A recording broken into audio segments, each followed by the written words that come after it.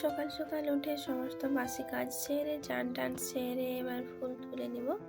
ফুল তুলে নিয়ে চলে যাব ঠাকুর ঘরে। প্রতিদিন ঠাকুর ঘরে না গেলে তো আর তার আগে তো আর রান্না বাড়িতে আসা যায় না, তাই প্রথমে ঠাকুর ঘরের কাজটা সেরে নিই, তারপরে যাব রান্না বাড়িতে। এইদিকে আমার গোপুসোনা এখনো ঘুমিয়ে আছে, তাকে উঠিয়ে চান টান ছেড়ে দিতে হবে, তারপরে আবার অন্যান্য কাজ হবে।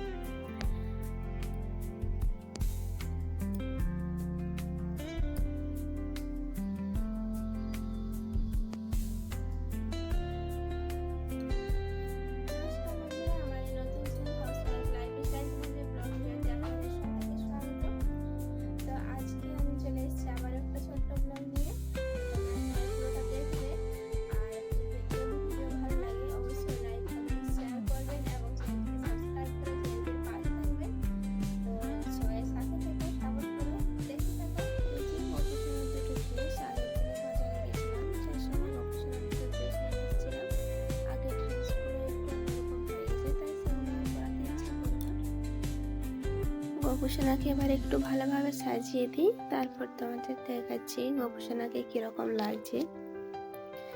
তার মাথার মুকুট। এইবার দেখো কেমন লাগছে আমার গোপুসোনাকে, কত মিষ্টি লাগছে দেখো।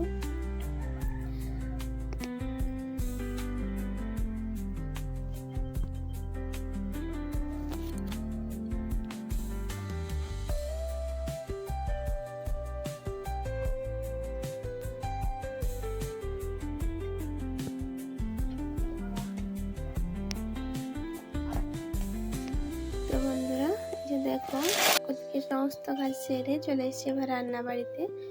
এবার রান্না হবে এই যে ঝিঙে আর লাউ ডাঁটা আর আলু দিয়ে রান্না হবে আজ দুপুরে। তো তোমরা দেখতে থাকো। এই যে এখানে বাড়ি বানানোর মিস্ত্রিগুলো পাটা চড়াই করছে ঢালাইয়ের জন্য। এখানে ঝলসানো রোদে কাল প্রচুর কষ্ট হচ্ছে তাদের, কিন্তু কি আর করা যায়, কি আর করার আছে, মানুষ জীবনে কর্ম তো করতেই হবে। গাছের পাতাগুলো একেবারে রোদ্রে ঝিমিয়ে পড়েছে।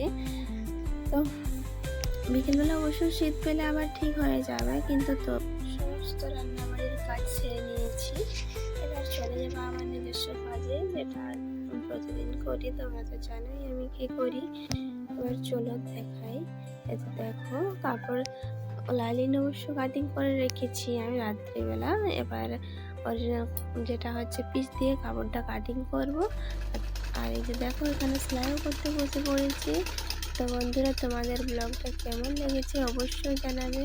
যদি ভালো লেগে থাকে অবশ্যই লাইক কমেন্ট শেয়ার করবেন এবং চ্যানেলটিকে সাবস্ক্রাইব করে চ্যানেলটির পাশে থাকবেন। টাটা, আজকের মতো ব্লগটা এখানেই থাক, দেখা হবে আবার নেক্সট ব্লগে।